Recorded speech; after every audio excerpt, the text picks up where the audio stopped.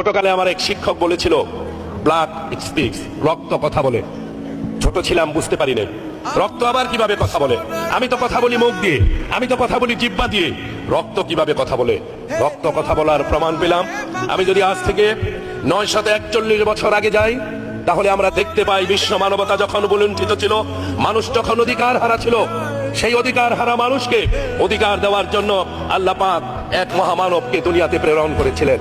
সেই সনটি ছিল 1078 সন, তারিখটি ছিল 17 মার্চ। হিজরি সনটি ছিল 470, তারিখটি ছিল পহেলা রমজান। আল্লাহ পাক দুনিয়াতে প্রেরণ করেছিলেন যাকে তিনি আর কেউ নন, তিনি হলেন কুতুবে রব্বানী, মাহবুবে সোবহানী, পিরানে পীর, দস্তগীর শেখ মোহাম্মদ মহিউদ্দিন আব্দুল কাদের জিলানী রহমতুল্লাহ, যার মাধ্যমে মানবতা মুক্তি পেয়েছিল, মানুষ মুক্তি পেয়েছিল। আল্লাহর কি অসীম রহমত, আল্লাহর কি অসীম দয়া। ঠিক 842 বছর পরে আব্দুল কাদের জিলানী রহমতুল্লাহ 13তম পুরুষ হিসাবে আল্লাহ পাক দুনিয়াতে প্রেরণ করেছিলেন 1920 সনের সেই 17 মার্চ তারিখে।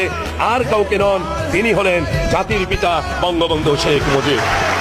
আমি আজকে বক্তব্য বাড়াবো না, আমি মহাকবি ইকবালের কবিতার 2টি চয়ন বলি, আমার কথা শেষ করব।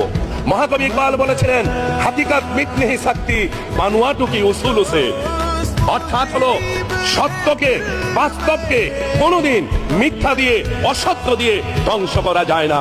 1975-এর 15 আগস্টের পরে জাতির পিতা বঙ্গবন্ধু শেখ মুজিবকে খাটো করার জন্য যারা অসংখ্য মিথ্যা অপবাদ দিয়েছিল, আজকে সেই মহাকবি ইকবালের বাঁচায় হাকিকাত মিট নেহি সাকতি মানওয়াটু কি উসুল সে, আজকে সত্য পরিস্ফুটিত হয়েছে, বাস্তব এসেছে। বঙ্গবন্ধু আজকে শুধু বাংলাদেশের 17 কোটি মানুষের নেতাই নন, সারা বিশ্বের 32 কোটি বাঙালি হৃদয়ের মানুষ আজকে শেখ মুজিব।